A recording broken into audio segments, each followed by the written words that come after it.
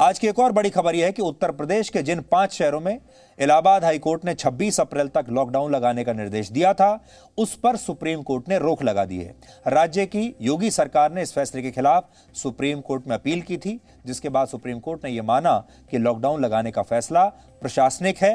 हालांकि महत्वपूर्ण बात यह है कि हाईकोर्ट के फैसले पर रोक लगाने के बाद योगी सरकार ने उन सभी जिलों में नाइट कर्फ्यू लगा दिया है जहां कोरोना वायरस से संक्रमित मरीजों की संख्या 500 से ज्यादा है। सो यूपी में कोई भी ऐसा डिस्ट्रिक्ट जहां पर 500 से ज्यादा संख्या है कोरोना वायरस के मरीजों की, वहां पर नाइट कर्फ्यू लगा दिया गया है। इसके अलावा शनिवार और रविवार को सरकार ने वीकेंड लॉकडाउन भी पूरे उत्तर प्रदेश में लगा दिया है। यूपी में पिछले 24 घंटों में कोरोना वायरस से लगभग 30,000 मरीज संक्रमित हुए हैं और यह आंकड़ा पिछले दिनों के मुकाबले काफी ज्यादा है। उत्तर प्रदेश के अलावा तमिलनाडु में भी रात 10 बजे से सुबह 4 बजे तक नाइट कर्फ्यू लगा दिया गया है। केरल में भी पाबंदी लगाई गई है, हालांकि वहां नाइट कर्फ्यू का समय रात 9 बजे से सुबह 6 बजे तक है। छत्तीसगढ़ के सभी 28 जिलों में आज से लॉकडाउन लागू हो गया है। झारखंड में 22 अप्रैल से 29 अप्रैल तक लॉकडाउन लगाने का ऐलान हुआ है, यानी ये राज्य लॉकडाउन की तरफ चले गए हैं। जबकि प्रधानमंत्री ने आज कहा है कि लॉकडाउन अंतिम विकल्प होना चाहिए, लेकिन इन राज्य सरकारों ने लॉकडाउन की तरफ बढ़ना शुरू कर दिया है। और महाराष्ट्र में भी ऐसी खबरें आ रही हैं कि महाराष्ट्र में भी हो सकता है बड़े लॉकडाउन का ऐलान कल तक हो जाए, जिसको कि कंप्लीट लॉकडाउन कहते हैं। कोरोना के खतरे की वजह से आज यूजीसी नेट की परीक्षा भी टाल दी गई है और आज दिल्ली हाईकोर्ट का भी फैसला आया है, जिसका आपके जीवन पर असर पड़ेगा। हाईकोर्ट ने कहा है कि कोरोना टेस्ट को लेकर भेदभाव नहीं किया जा सकता। अगर किसी व्यक्ति का पहले टेस्ट किया जाता है तो उसकी रिपोर्ट भी समय पर ही आनी चाहिए। फिलहाल दिल्ली में कई जगहों पर ऐसी खबरें आई जहां वीआईपी लोगों को कोरोना टेस्ट की रिपोर्ट कुछ ही घंटों में मिल रही है, जबकि आम लोगों के लिए इसके लिए आम लोगों को 2-2 दिन का इंतजार करना पड़ रहा है। तो इस पर हाईकोर्ट ने अहम टिप्पणी की है। अब आपको कोरोना वायरस के नए खतरे से हम सावधान करना चाहते हैं। दुनिया की मशहूर मेडिकल जर्नल द लैंसेट में छपी एक नई स्टडी के मुताबिक कोरोना वायरस हवा में भी फैल सकता है और भारत सरकार के नीति आयोग ने भी इस बात को मान लिया है। नीति आयोग के सदस्य डॉक्टर वी.के. पॉल ने कहा है कि भारत में संक्रमण हवा के जरिए अब तेजी से फैल रहा है, जिसकी वजह से ये मामले अचानक इतने बढ़ गए हैं। सबसे पहले आपको बताते हैं कि हवा में वायरस कैसे फैलता है ताकि आप इससे बच सकें। जब कोई व्यक्ति खांसता है या छींकता है या वो फिर जोर से चिल्लाकर बोलता है, तो इस दौरान उसके मुंह और नाक से कई ड्रॉपलेट्स हवा में घुल जाते हैं और अगर ये व्यक्ति कोरोना वायरस से संक्रमित है तो फिर इन ड्रॉपलेट्स में वायरस मौजूद होता है। यानी इस तरह से वायरस हवा में आता है और फिर जब कोई दूसरा व्यक्ति उसी हवा में सांस लेता है तो फिर वो भी संक्रमित हो जाता है। द लैंसेट के नए अध्ययन में यही बताया गया है।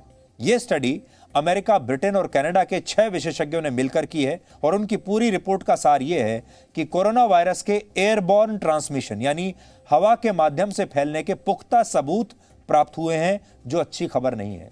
पिछले साल जब कोरोना वायरस आया था तब सोशल डिस्टेंसिंग यानी 2 गज की दूरी का नियम इसलिए बनाया गया था क्योंकि वैज्ञानिकों का मानना था शुरुआत में कि अगर कोई व्यक्ति संक्रमित मरीज से 2 गज की दूरी पर खड़ा रहता है तो वो इससे संक्रमित नहीं होगा।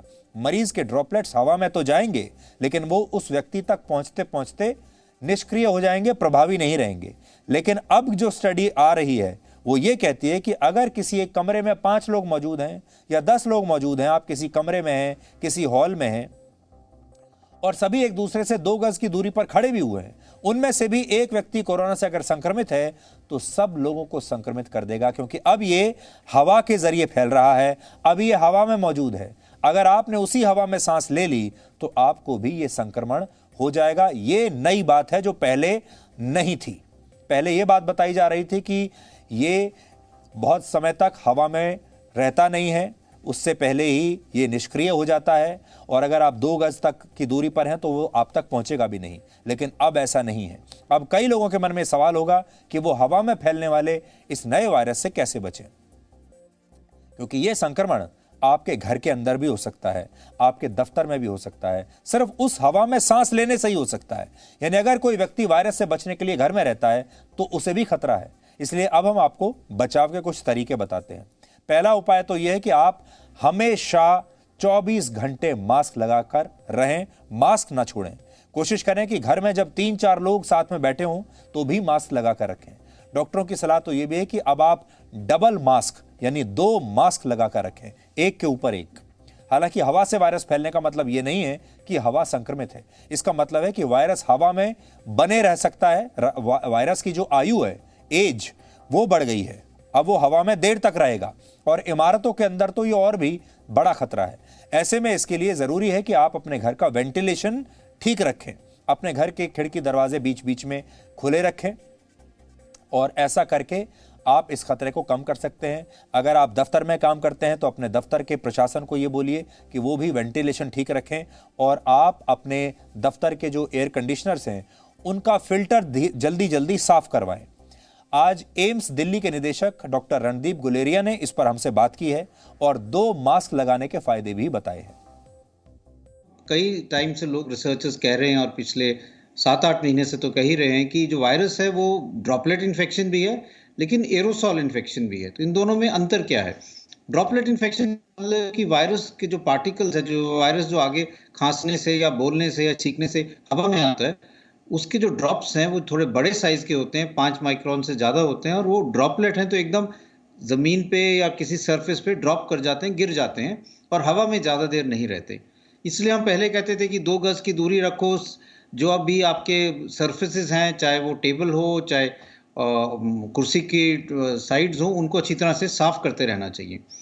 लेकिन अब ये भी माना जा रहा है कि इसके अलावा वो एरोसॉल भी है कि जो वायरस के पार्टिकल हैं वो छोटे लेस देन 5 माइक्रोन साइज में भी हवा में आ जाते हैं और वो हवा में काफ़ी देर तक रहते हैं, एकदम नीचे नहीं गिरते।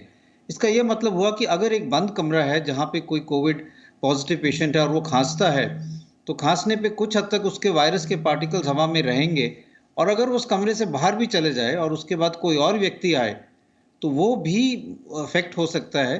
दोनों आपस में दोनों का संपर्क नहीं हुआ है, लेकिन क्योंकि वायरस कुछ देर तक हवा में रह सकता है, तो अगर उस दूसरे व्यक्ति ने भी ठीक से मास्क नहीं डाला हुआ हो और उसको लगे कि मैं अब अकेला ही इस कमरे में हूं तो मुझे तो कुछ हो नहीं सकता, उसको भी इन्फेक्शन हो सकता है। अगर आप अकेले में हैं और आप किसी ऑफिस में हैं या किसी ऐसी जगह पे जहाँ पे और व्यक्ति भी होते हैं और जहाँ पे क्रॉस वेंटिलेशन अच्छी नहीं है, तो मास्क ज़रूर लगाना चाहिए।